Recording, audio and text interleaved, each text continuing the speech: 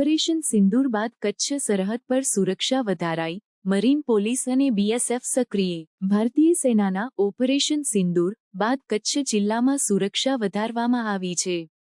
પાકિસ્તાન સાથે જોડાયેલી સરહદ પર મરીન પોલીસ અને બોર્ડર સિક્યુરિટી ફોર્સ દ્વારા પેટ્રોલિંગ વધારવામાં આવ્યું છે. કેન્દ્રીય ગુપ્તચર વિભાગ દ્વારા આતંકવાદી પ્રવૃત્તિઓની શક્યતા અંગે ચેતવણી આપવામાં આવી છે, જેના કારણે કચ્છના દરિયાઈ અને જમીન માર્ગો પર સાવચેતી રાખવામાં આવી રહી છે.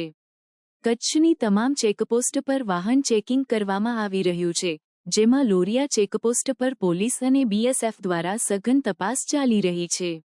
આંતરરાજ્ય વાહન ચેકિંગ અને શંકાસ્પદ વ્યક્તિઓની ઓળખ માટે આધાર કાર્ડ અને અન્ય દસ્તાવેજોની ચકાસણી કરવામાં આવી રહી છે. સુરક્ષા એજન્સીઓએ બોર્ડર વિસ્તારમાં 24/7 પેટ્રોલિંગ શરૂ કર્યું છે. ઉત્તર પ્રદેશ અને ગુજરાતમાં પણ સુરક્ષા વધારાઈ છે, જ્યાં તોફાન અને આતંકી પ્રવૃત્તિઓની શક્યતાને ધ્યાનમાં રાખીને રેડ એલર્ટ જાહેર કરવામાં આવ્યું છે.